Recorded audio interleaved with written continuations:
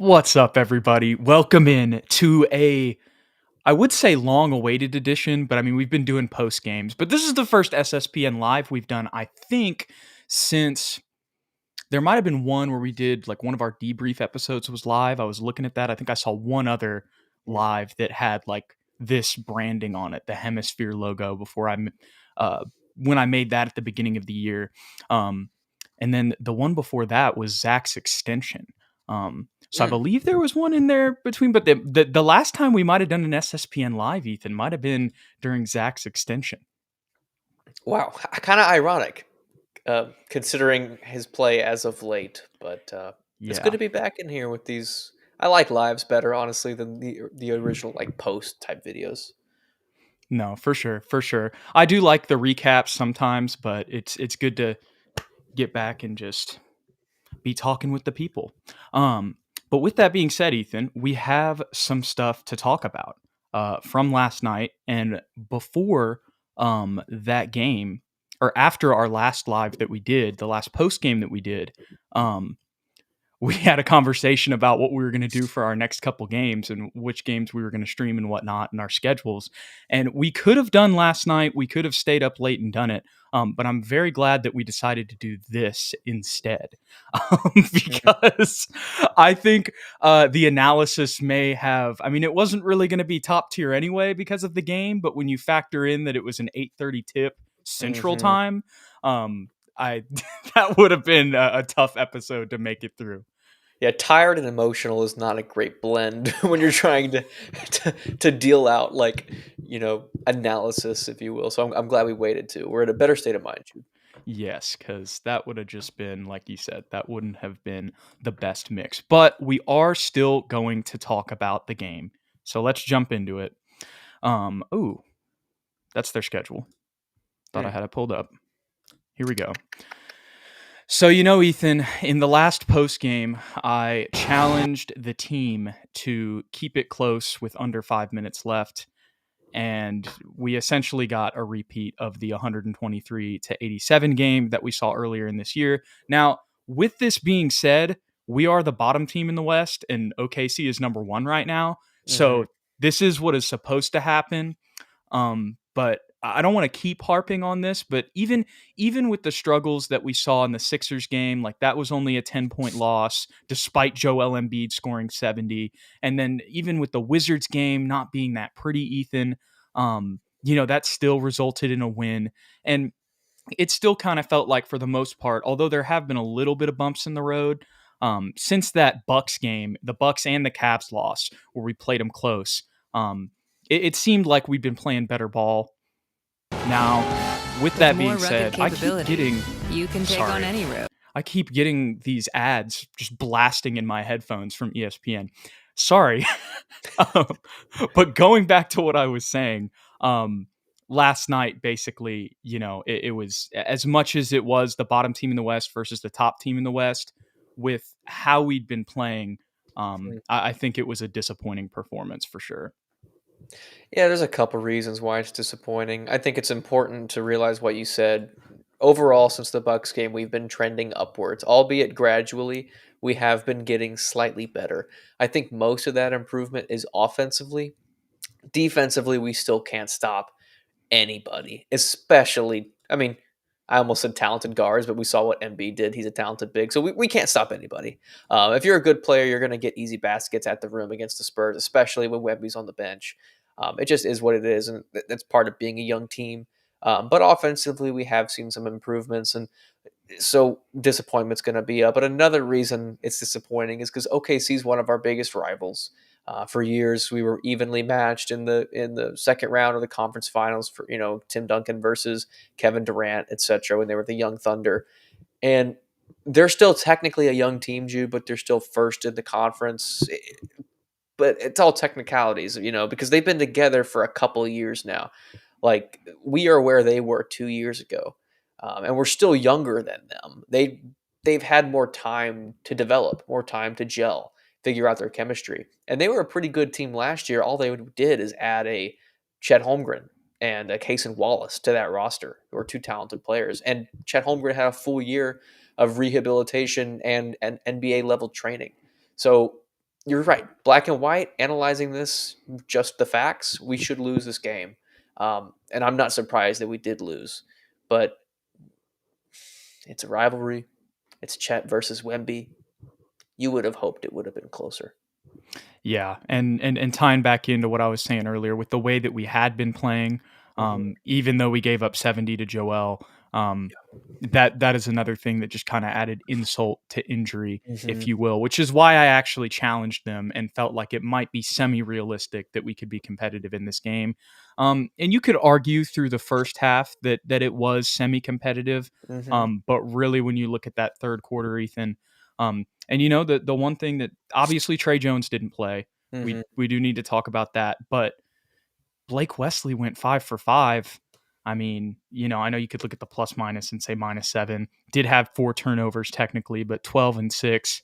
I mean, if you ignore the box score and you just watch the game last night from Blake, like so much of his potential showed. And I think Pop put it really well in the post game presser. I don't remember exactly what he said, like word for word, but it was essentially along the lines of like, look, Blake's a really young kid. So he's going to go out there and there's going to be some things that he does where there are mistakes. But everything that we asked him to do game plan wise, like here's your 3 things points of emphasis for you tonight because we have to throw you in and you have to start. He Mhm. said that he tried to do all of those things.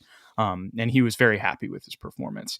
And I know you were texting me last night during the game. I was texting you. I was texting some other Spurs fan friends of mine, and Blake really stuck out, I think, to everybody. So since Blake Wesley, you've really been leading this charge, Ethan. You've been reminding people, early in the season where people were talking about trading for point guards. Hey, we do have this other guy. I know he's still developing in the G League. Um, but yeah, just I'm going to give you the floor. What are your thoughts on Blake Wesley's performance last night? Yeah, I've been a fan of him for a while. Not to toot my own horn, but every time he had a bad game last year and in the beginning of this year, I kept reminding myself of what he was able to do, not only in the summer league as a rookie, but in that first opportunity he got against the Bulls as a rookie last year, where he really was the reason we were able to win that game. I don't remember the exact game, but if you go back, it was his first game where he had meaningful minutes, and he was a big part of that win. Um, and then defensively, I feel like his effort has always been there. It's just been silly mistakes that have gotten him in the doghouse with Pop and not gotten him opportunities at this level. Um, but he has played himself into this role, man. And I think as a backup point guard for Trey Jones, it's a perfect opportunity for him to learn. Still at a slow pace. I don't expect him to get crazy minutes, but 15 to 20 to be a defensive menace basically and just make the right play. You mentioned the 4 turnovers, sure, but before that he basically had 1 or 0 turnovers in all those games with meaningful minutes at the backup spot.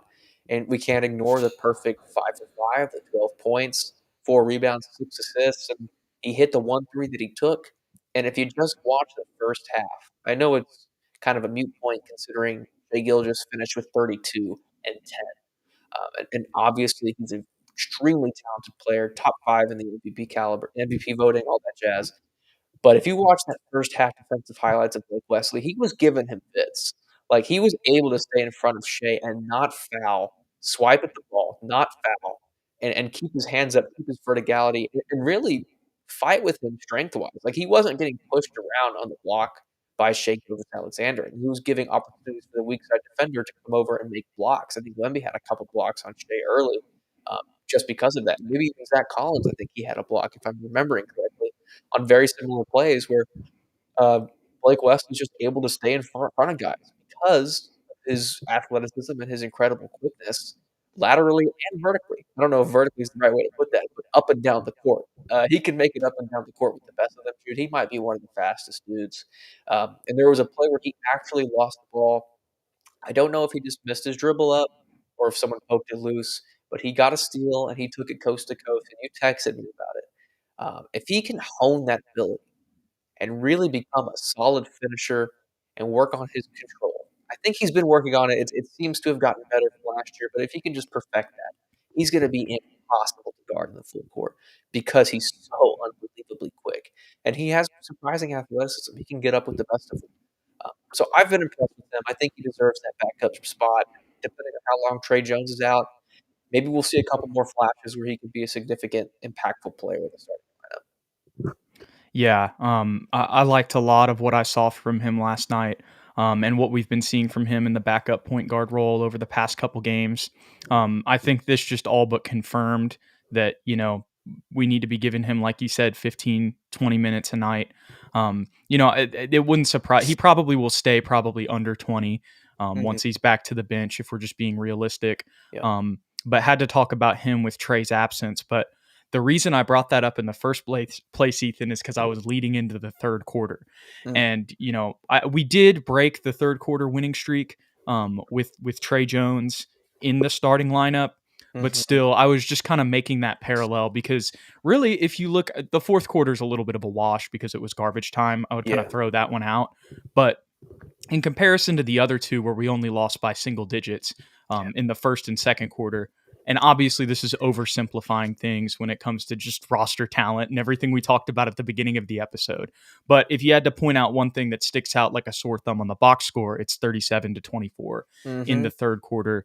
And that goes back to the other thing we were kind of talking about at the beginning of this. And that's that it kind of felt like a reverted um, type of game to the stuff that we saw at the beginning of the season. And what did that consist of? Getting blown out in third quarters. And that's what Mhm. happened in the third quarter of this one. Yeah, it's a lack of focus, Jude, and that's again, it's a symptom of being a young team. We may have gotten caught up in the hype a little bit of the Wemby versus Chet. I think Wemby he played a really solid game. I don't want to take anything away from him. 24 points, 12 rebounds, 4 assists, 4 blocks. But you could tell at times he was kind of in his head. I need to take this personally and put like he tried to dunk on Chet a couple times. Like he can make those dunks and like does he if he makes them. I'm not saying this, but you could tell that like the game plan kind of went out the window for everybody, including him, where he decided to make it a personal vendetta once the game got kind of out of hand. And you would hope that they would focus in and try and make a run, but I think once OKC kind of jumped out ahead of us in that third quarter, every shot was falling. Shea, the all star, is taking over. It becomes like, well, whatever, we're gonna lose. Let's just let Wemby kind of try and poster Chet every time down. And they were going back and forth. Like I don't want to harbor too much on that. And maybe I'm overthinking it, but it just seemed like a lack of focus and an immaturity that I think we had hoped we'd gotten past at this point in the season. Yeah, it's tough to balance because like there. But Hmm. the other thing that's a big thing is it's like we're probably going to get frustrated like regardless Yeah. of if it's the Thunder against the first team in the West, if that makes sense. Yeah. Yeah. No, you're right. Like that definitely factors in, but I feel like you kind of saw that even in the Bucks game a little bit A little bit. With Wemby going at Giannis. You know what I mean? And in the Joel game too. As much as that, all you think about is 70 points, and it feels like Joel just dominated. Yeah. Both of those games were 10 points and under. The Bucks game was a 4-point loss, and even though we ended up losing by 10 in the Sixers game, that was a game that was a single digit game late in the fourth quarter. Yeah. So it's like, and you saw Wemby go after both of those guys in that game. Mhm. Um, and I think that's why this speaks to a bigger, just, rough team performance. But also, when we consider the other matchup we saw, and not to just say this at nauseum, but the Thunder being the best team in the West as of right now. Record wise, at least, obviously you can have your opinions. If you're gonna sit me gun to my head right now, I'm still picking the Nuggets to come out of the West. Same. Same. But you know what I'm saying. I just think they're a bad matchup for us too, in the way that they're built. What has been our biggest issue all year, Ethan, defensively, you could say? I mean, there's a lot, but one thing that really sticks out, I'm going to answer the question, even though I asked you, is giving up wide open threes. Yeah. And think about let's roll up the numbers, because I don't even need to see the numbers to know how much of a snipe fest it was for them after watching it last night. Let's Mhm. see. Okay. Who am I forgetting? Yeah, Aaron Wiggins. That was who I knew. There was somebody off the bench that killed us. Obviously, Isaiah Joe. He got 3 there too. You have 2 from Case and Wallace. So let's add that up. That's 9 threes from those guys off the bench. And then throw in Kenrick Davis and Jalen Williams. I mean, Jalen Williams only played 11 minutes, but he hit 2 threes. I mean, look at that off the bench. Mm. 45% in total. And obviously that Lou Dort went 0 for 5, but I mean, look at these other guys that are shooting. Like Aaron Wiggins had 22, man, on 9 for 11. Like Mhm. that's as much as, like I don't want to disrespect the bench of the Thunder. Like you can't let that happen. Like that's the one that really sticks out to me. But obviously, Kaysen and Isaiah Joe did their thing as well. Mhm. 45% from them, 18 for 40 overall. It felt like a lot more than that. But still, Ethan, if we scroll down to us, they doubled the amount of threes, and only took 8 more.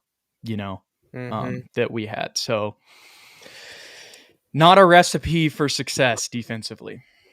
No, and at the end of the day, you're right about Wemby. Like, I want that mindset. Like, you want that mindset when games are close. I guess the immaturity thing really comes down to the team overall. Like you were saying, the team had a sense of immaturity in that third quarter, especially. We couldn't respond when they were hitting all those threes, like you said.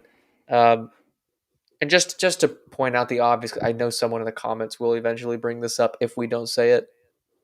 Really rough game from Keldon again. 7 points, minus 32 in the box score, not a single rebound. Didn't hit a three, 0 for 2. Like 19 minutes of play. Like that's the immaturity that we're talking about. Like he's the guy we paid, averaged 22 last year. We need you to be that sixth man that you're in the role right now. Step up and make some baskets, and he was unable to do so. And Jeremy as well. Jeremy had a bad game, Yeah. scoring at least. And he had a pretty good game against Philly, if I remember correctly. Mm-hmm. Nothing crazy, but not like tonight. I was pulling up just some of the team stats here for you guys Yeah. to see. Obviously, we got out rebounded on the offensive and defensive boards, and of course, overall, they out assisted us. They had 4 more steals than us. We did have more blocks than them, but that kind of helps when you have Wemby. We had more turnovers. Look at the difference in points off turnovers. That's actually kind of ironic. We beat the crap out of them there, but they beat the crap out of us in general, so it doesn't matter. Had more points in the paint. They actually had more fouls than us, and their lead got up to 32 at one point. They just play with way more tenacity and physicality Yes. defensively, dude. Like part of me is like we get more foul calls than most people, but I think that's just because I'm a Spurs fan, and anytime we get foul calls, I'm upset about it. But like it And that's feels like, mainly Wemby too. yeah, it just feels like we're letting guys into the paint, and when you let guys into the paint, like sure, Wemby's there, he's going to clean up a lot of those messes, but we're going to mess up the double. Oh, this is something we texted about. We don't know how to double team. Thank you for saying this. We do not know how to double team, and you can tell it doesn't matter if he's a big or a guard. Embiid killed us. We send a double team, he kicks out, or he overpowers us, or he hits his little 15-foot jumper. And then Shea Gilgeous, probably a better example because he's not as powerful and big, so he does have to use his passing and skill more often. But like we don't understand that when you send a double team, someone has to rotate, and we all have to sprint out and close out properly. Blake was able to do it, and at times, guys like Chetty can do it, Devin a little bit, but it got chaotic. Like we would send the double, and it became a sporadic, chase to find who was open, and that's how they got so many wide open threes. And at the end of the game, they could easily just barely move the ball, pump fake, and we were all jumping for joy, everybody, top to bottom. So that's something that we're going to have to figure out, obviously, because if the other team has just a decent score, it's wraps. Yeah. Uh, we don't know how to rotate off a double team, like you said, and that's gonna lead to open looks, and that's probably one of the what's the word? One of the causes of us leaving wide open shooters so much. Yeah, and they're always the good shooters. Hey, and Greg points it out perfectly in the comments. Shout out Greg Castillo from Spurs versus everybody. He says, "I love how we double team just to leave shooters like Isaiah Joe or Cason Wallace wide open. It's a bold strategy." Let's see if it works for him, Colin. And that's 5 threes from both of those guys, on Yep. top of 4 from Aaron Wiggins. Yeah, it's tough, man. It is. But you brought up something else, and I want to talk about it. We're gonna get to previewing the Blazers in Minnesota, but with the way this episode is gone, I kind of felt like this would be a good time to bring this up. Our man Rain in the comments says, "Rough game for Keldon." You mentioned it a little while ago, and that was something that I wanted to bring up in today's episode too. I wanted to talk about him and Zach. We already talked about Blake. That was another person I wanted to talk about. Obviously, we talked about the positive things for Blake, and I think Keldon and Zach, this is obviously going to be a little more negative. This was just another Celtics game from Keldon, and when you get blown out in the way that you did and you're paying him $20 million, you just got to see more. I know he had the 2 bounce back games that we saw. I was about to go look at the box scores from some of the other ones just to remind myself on how he did after those 2. I think there might have been like 1 or 2 games after that. But still, this year and at this point in the season now, it's January 25th, 2024. It's, I love Keldon to death, and I love a lot of things that he brings to this team and his play style. And the way that he started the game, Ethan, I actually really loved. When we first brought him off the bench, we were just like, all right, everybody clear out. Keldon's going to like almost slowly walk it up the floor. And then we're going to run. I mean, it may have just been a pick and roll, but it was like a set play at the same time, like with shooters spaced in certain positions on the floor, like it was everybody, and even guys would move, there'd be pre-motion before the pick and roll to kind of set up those shooters. And there were times where, there was one play where Keldon brings it up, he comes off a Zach screen, and then immediately Shetty, who was in the right corner, cuts on a backdoor. Keldon has a beautiful dish on a bounce pass that leads to an up and under layup from Shetty. And before that, you just had a pick and roll where he just barreled to the rim and went and got a bucket. And after that, you didn't really see too many other positive things from him, unfortunately. Yeah, it was tough pickings for Keldon Johnson, and he's one of my favorite players, and I love him to death for what he was able to do for us last year. I still think he's capable of being a terrific scorer off the bench. Part of his problem is, I'm going to go back to what LaMarcus Aldridge actually said in the All the Smoke podcast about Victor Wembanyama. I think it also applies, probably more so, to Keldon Johnson. He doesn't really have a go-to move. Like, if we need a basket, like, sure, he's a scorer, but what's he going to do? Like, I honestly don't know. Like, is he going to come off a screen? Is he going to take a guy off a dribble? Like, it's really a layup. That's not a go-to move. Like, you need something that's a guaranteed basket, and that's not always the case. I used to think we could post him up on smaller defenders because his right-hand hook is sort of good, but we never do that. So, and why would we post him up when we have guys like Victor or Sohan available to do the same thing? I don't know. But he needs to figure that out quick. I don't know if it's a mid jumper. Even to an extent, Devin's go-to move is like a really tough shot. It needs to be simpler. And now I'm getting into the weeds, but that's my statement. What were you going to say? No, you're good. I'm just laughing at Greg's comment here, and I just pulled up Keldon's stats as you can see, and it actually I didn't even realize in the freaking Atlanta game that was 2 bad games in a row, and I watched that. I just totally forgot that he went 1 for 11 in that game. I totally forgot about that, and that was another game that even though we got blown out, we were able to get ourselves back in it. And if he has a normal Keldon night, that might be a win. You can even, as much as it sounds crazy to say, you can say that for the Philly game too, because that was another thing I couldn't exactly remember his performance there. But I praised him after the Charlotte and Washington games in our past 2, in our post game for the Washington game, because of the bounce back. And unfortunately, since then we've reverted. And another thing that I noticed too is that even Malachi got 28 minutes last night. Keldon only got 19. And maybe that was just, Pop sending a message with the way that he was playing. And maybe a little bit of that has to do with it being a blowout and throwing Malachi out there for most of the fourth quarter. I'm sure that does distort it a little bit, because if Malachi gets 8-9 minutes in the fourth quarter because of the scenario, then you take off 8-9 minutes and he's at the same minute total as Keldon, if that makes sense. So those do factor in a little bit, but that's still obviously Blake getting more makes sense because he was a starter. But just interesting Mm. that he only got 19 minutes last night. Yeah, it could be a message. I really don't. I mean, he wasn't playing well enough to leave him in the game. Right. I know Right. that. And if you're looking for playmaking, Malachi Branham. And honestly, if you're looking for a guy that can make one move, one dribble, pull up, score, it's Malachi Branham. Yeah. That's never been Keldon's specialty. I don't know what the fix is, Jude. It feels like at first I thought being a 6-man would be great for him, but I feel like he has to play off of a guy that's ball dominant. Well, look at, since we've kind of moved him to the 6-man role, I'm pretty sure that's around the Portland game. Maybe I'm a little bit off on that. I can't remember. I can't remember either. We're such good hosts. But look at like from Memphis to the Chicago game, right?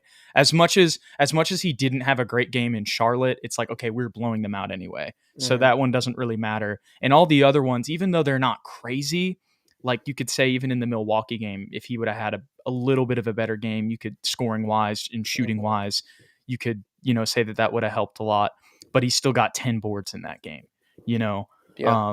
And then these, Detroit and Cleveland, that's kind of around what you want, even though it's, nothing crazy from your 6-man.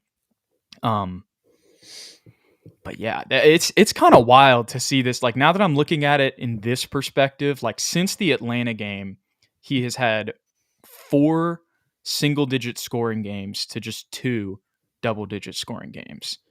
And it's just tough to see. I wish I had like a solution for it too. I was really liking what I was seeing at first, Ethan. I kind of felt like he could create his own offense, but still, when I'm saying he can create his own offense, I mean this, and this is what I was laughing at when you were talking earlier. Greg says he is just Derrick Henry.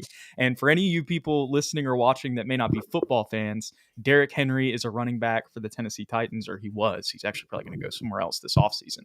Besides the point, I believe was a Heisman winner at Alabama, and has just been a tank. Like, for football running backs, usually guys as tall as him at like 6'2" and like 240 don't last. He's 30 years old and he's still going to be a hot commodity. But the bigger comparison there is that Derrick Henry is the type of guy who just he just runs through people and he just puts his head down. And that's kind of, when you're talking about what's Keldon's go-to move, that's really it.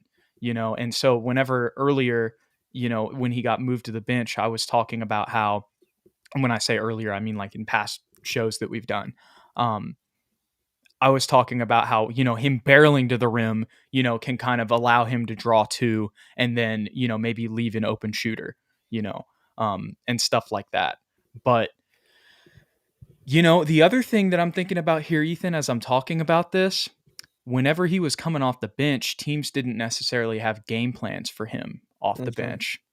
But now that teams have time to zero in on the things that they were running off the bench, that's probably what's affecting him. In theory, it's great, but the whole draw 2 thing, you kind of, if they know what you're doing, you don't need to send another guy. Like, if he's driving right, what's he doing? He's going to lay it up with his right hand. Or he's going to try and dunk it. So just clamp the left, put your hand up, no need to send a double. And he's not that great of a passer to make anything crazy happen out of it either. It hurts me to say that, too, because I've been the biggest Keldon defender, and I still hope he can pull something together. And I think that part of the reason it maybe have been a struggle as of late, Mr. Zach Collins, who played slightly better, is supposed to be like a hub, kind of, the guy for Keldon to play off of. And he was hurt for like a week and a half, and now he's back, and he's been struggling a lot this season. So in the limited time we've seen them together, neither have really been flourishing yet. So yeah. You know what I'm hearing, Ethan? Dominic Barlow, he fixes Keldon. It's worth a shot. I don't know about that for sure, but that is interesting that you do bring that up because let's see. When was Zach's first game back? I think it was the Boston game. Yeah, Boston game, I think. I'm going to just go double check here for us. No, Barlow got 21. So he did have a bad game. 1 or 2 games ago. Like, he hasn't been back that long. It was Yeah. last game. It was last game because Wemby was out, right? Or was it the first night of the back-to-back when Wemby was sitting out, we brought Zach back? I think that's what it was. It might have been Washington. I know he definitely was back in the Washington game. Barlow was back in the Hornets. This is so annoying. Dude, I don't know where the sound is coming from. Why don't we just do this? Let's click on Zach Collins, and then it'll show us his stats the last few games, and we'll see. Thank you so much. Yeah. Oh, wait, he started in the Charlotte game. So even though Barlow played, Zach was there. Let's go Yeah. to his game log, though. You're so right.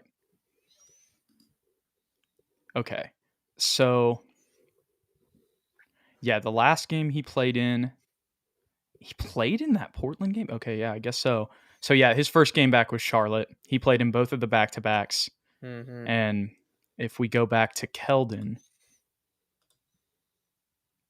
He technically played okay against Charlotte. Keldon played okay against Charlotte. Yeah, so that's with Zach. Zach played okay too. He had 16, 4, and 4. But the other thing about that game is that was just a complete blowout overall. True. So it's like, where's this game log? What am I doing with my life, Ethan? Okay. So in the first two, but those are when you look at those opponents, though, Ethan, you know what I'm saying? It kind of just, I know I'm not really speaking this out in the most verbalized way, but if for those of you who are listening on podcast, we're seeing Washington and Charlotte. Obviously, you guys on YouTube can see what I'm talking about. Those are the past two games that were good that Keldon had with Zach. Playing Philadelphia and OKC, teams that are actually contending, not so much. And, you could say, oh, well, they're a team at the bottom of the league. That's what's going to happen. But the difference is Keldon and Zach are two of the more experienced players on the team, despite both being young. They're also two of the higher paid players on the team.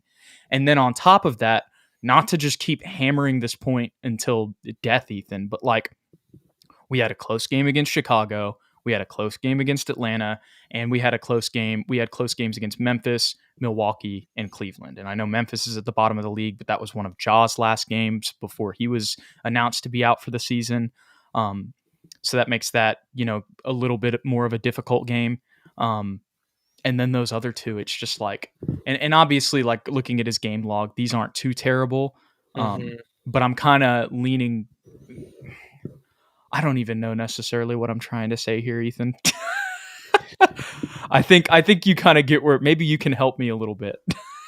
Yeah, you're leaning in they're not playing well off each other. Is that what you're saying? That's kind of what I'm getting at. Like but they don't necessarily have an excuse for why they aren't.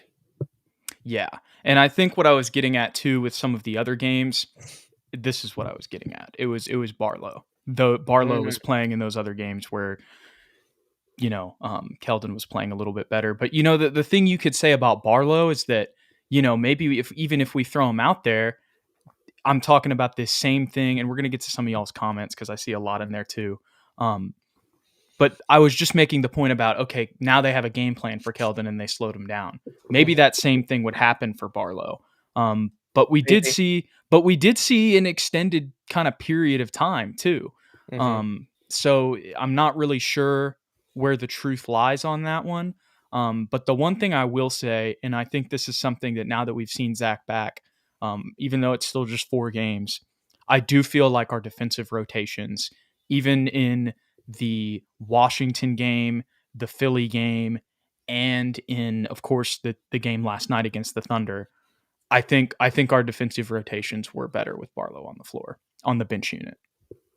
I do too. I think intensity was also better. And that's crazy to say because Zach's one of the most intense guys on the team.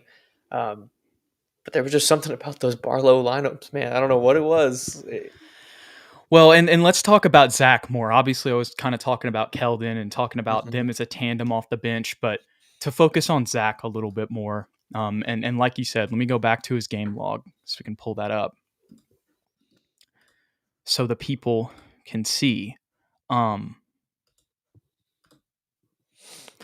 Even last night, dude, what do you think of his body language? because that's another thing he seemed frustrated since he's came back. Is that just me? He seems a little defeated, yeah. He's not playing with the same physicality. Like at the beginning of the year, he was really attacking guys on the block. And I Mm-hmm. know this is a different team. We played obviously Embiid, guys like Jalen Williams and Chet Holmgren on the OKC Thunder. Like he's not necessarily stronger than any of those guys, but we still saw him attacking earlier in the year, really throwing his shoulder into dudes and trying to score in the low block. And the past 4 games, not so much. Or even when he does, it's kind of ineffective. He's kind of short arming a lot of hook shots, and clearly his 3-point shot has been missing the entire year. So I think he's just frustrated, Jude. I mean, I don't think it's like frustrated with the Spurs. I think he's just mad at himself. Yeah, and he's had a changing role too. And that's not necessarily to make excuses because he's one of the older guys on the team. Um, Mm-hmm. but I think that only adds to the frustration Yeah. and him not being able to get in rhythm. Because when I'm looking at this, it's like, okay, really, the only good game that you've had is the Charlotte game, Yeah. and like still, we probably want more than 4 boards out of him there, and he had 5 fouls. I didn't watch that game, Mm. so I don't have like a ton of analysis on that one. Um, I don't remember, to be honest. He's averaging 9, 4, and 3 right now in the past 4 games, with plus 2 what's turnovers. his Is okay 12 is and 5 throughout the season, but is shooting go ahead. 58% Sorry. from the free throw line. No, I'm just looking at a stat. 38% from the field over the past 4 games. 18% from 3. What's the It's whole tough, season? man, because we know what he's capable of at his best. Like last year, that stretch after the All-Star break, where he averaged basically 17, 8, and like 5. Like we were literally talking, he's Sabonis light. And I still think he's that guy, but he's just really struggle busting it right now. And I don't know Well, what the fix dude, is. look at this. So I'm looking at the 3-point shooting. Mm-hmm. He's taking more threes than he ever has in his career, and he has his lowest percentage. Teams are And leaving him wide open. exactly. We've seen a drop off in boards too. I mean, it's not significant, but it's still a drop off. We have seen one more assist, but I mean, like all of the things that we were very excited about with Zach coming into the year, we just unfortunately haven't seen it. And like you said, kind of with Keldon, it's not necessarily that I don't think he doesn't have that ability in him still, but I mean, I don't want to make any big conclusion here, but there may be a chance that when you add in, as we said at the beginning of the year, when you add in Victor, you know, everybody's leashes got a lot shorter. Let's put it Mm-hmm. that way. Um, and it might not necessarily, and as I was saying, like it might not necessarily be that they're not capable of it. It just may be that in a different situation, they'd be able to, showcase their skill set might be more applicable. I Mm-hmm. hate to put it that way, you No, know. you're not wrong. Listen, most of these guys came into this team before we knew we were getting Victor Wembanyama. Um, and I'm not making any conclusions for anybody right now, but fit is extremely important. And Victor Wembanyama is not going anywhere. So every player from this point, this season forward, it's not how well are you playing. It's how well are you playing next to Victor. Are you complimenting Victor? Neither Are you able snow-capped mountains. I'm to sorry. no, I keep getting I keep getting stuff in my ears, dude. no, you're ESPN good, keeps dude. blaring music. You're good. But like what I'm saying, like with Zach, we signed him thinking he was going to be the starting center. Suddenly we have the best player ever in Victor Hmm. Wembanyama. Clearly he plays center better than he does power forward. Pushes Zach to the bench. Now he's our primary facilitator, second scoring option. Is that really his best fit? Um, Only time will tell. I still think we need to give him maybe 4 or 5 more games before we say like, okay, he's done, and Hmm. we replace him with Dominic Barlow. I agree. I completely agree. And I'm sure if that ends up happening, we're going to move Zach at the deadline. Hmm. I know that's interesting with his new contract. But the other thing about that contract is like, as much as it may seem, if you're still living in the cap of 2018, which sometimes that happens, um, 14 million really isn't like that much. Yeah, it's not It's still a movable contract. extremely. Um, but Mordecai brings up a good point here because he says we paid Zach, he's going to play, um, unless we move him. I guess is what I would say. But I still understand with where he's coming from. That is true. Like I don't think that like we're not if we don't trade Zach at the deadline. I don't think we're just going to start giving Barlow his minutes. Does that make sense? Yeah, I might just disagree with that, to be honest. No, I disagree with it too, but I would say that I think if we don't trade Zach at the deadline, the Hmm. Spurs are going to do that. That I don't know about that either, to be honest really, with you. I don't think Pop's that guy. The even though Spurs we aren't gave him like that that very much. extension Like and what he said before last season.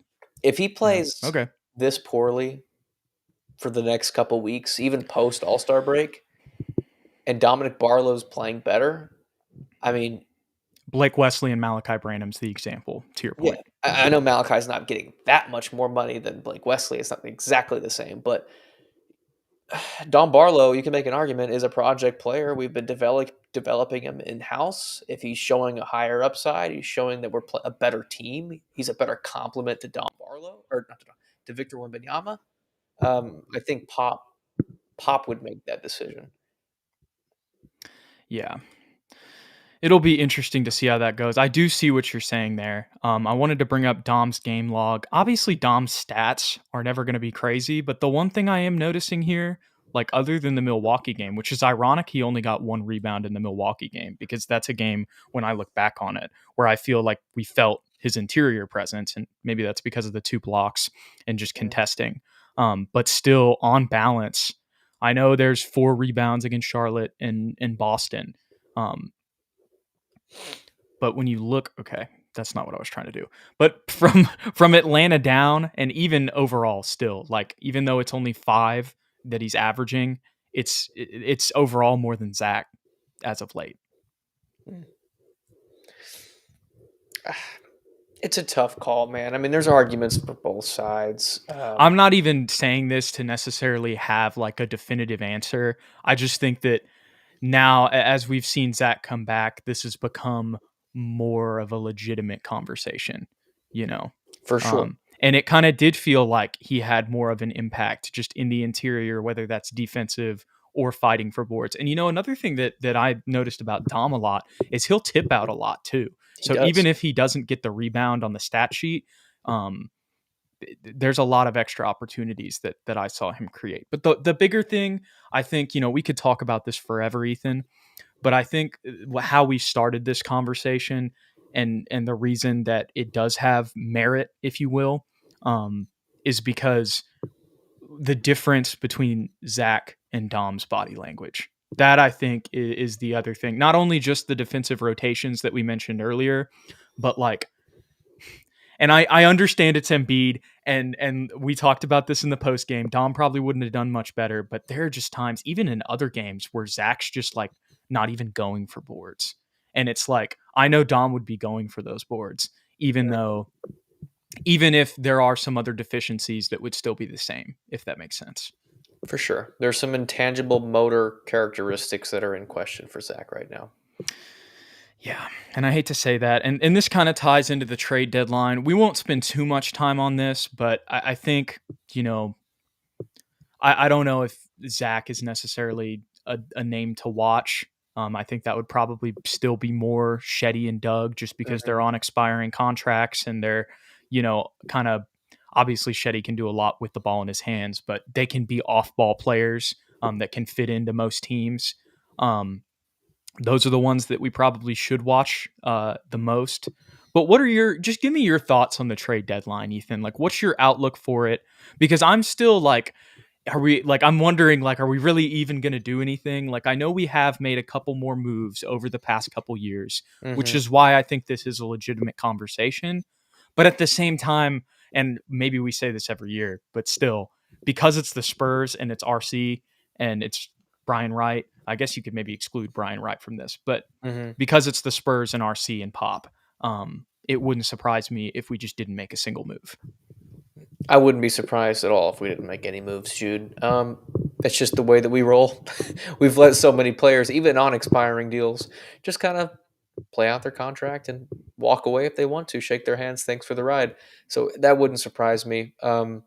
However, if we are in a trade, I don't think it will be a 1-for-1 2-team trade. I think we're a three-team trade where we make the money work for the other teams and we end up acquiring like maybe a contract that nobody wants. That's like absorb.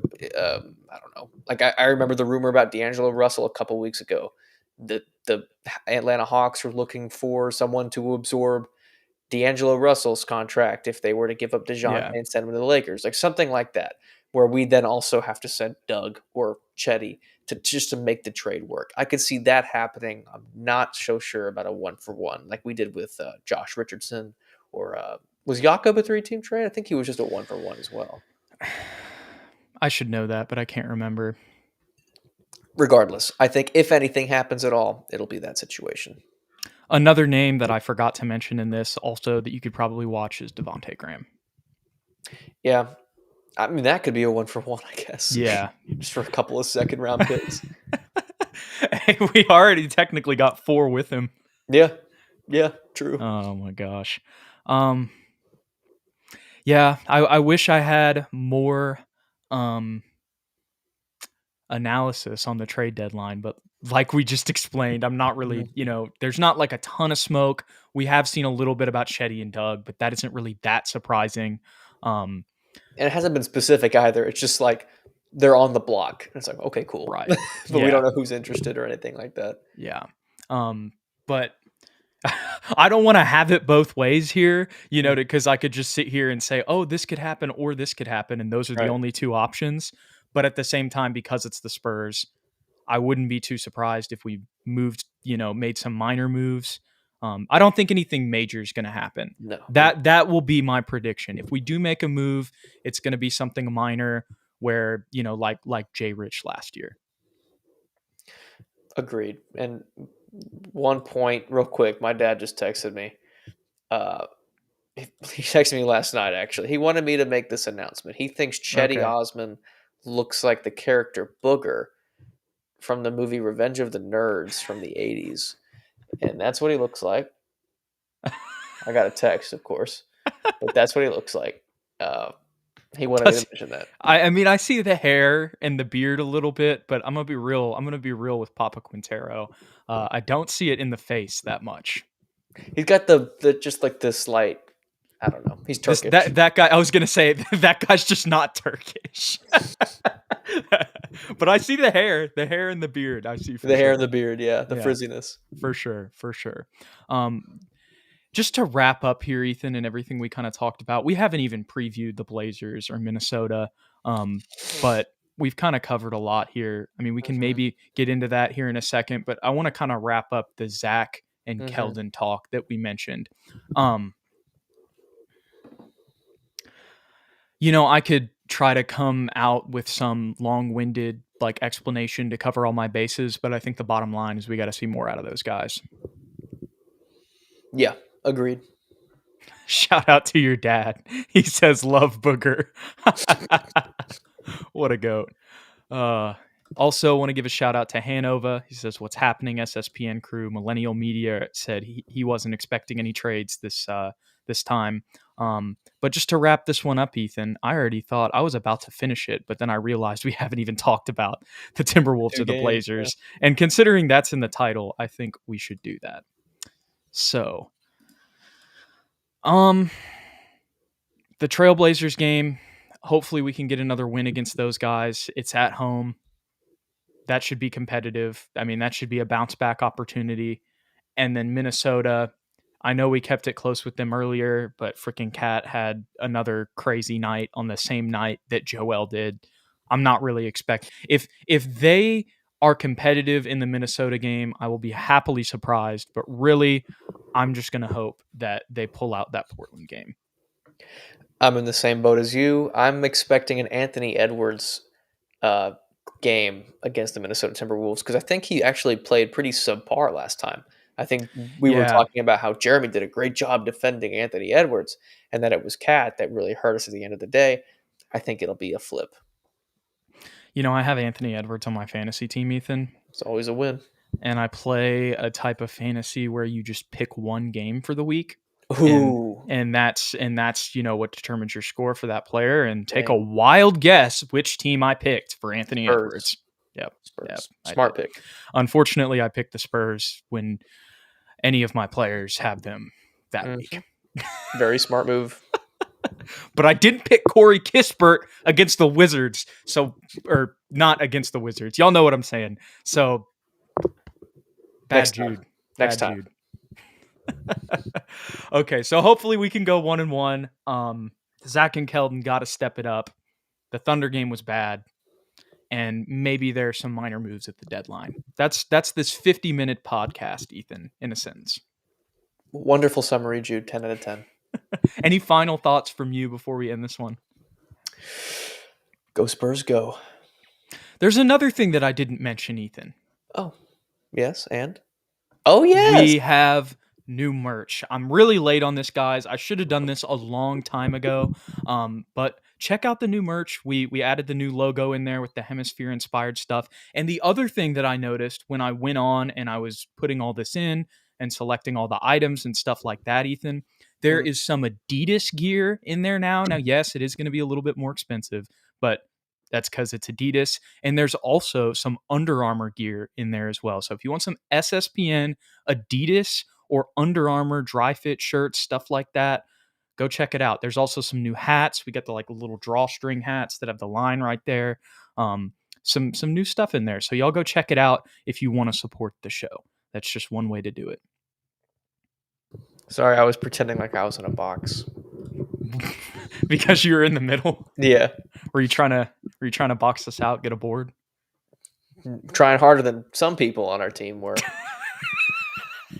You were going exactly where I was going with that. Mm-hmm. We appreciate you guys hanging out. Thanks for hanging out with us tonight. Don't forget to hit the like and the subscribe button below to support the channel. And if you want to stay updated with everything, follow us on X or Twitter, whatever you want to call it, at SSPN on YT, at Jude McLaren, and at Ethan_Quintero.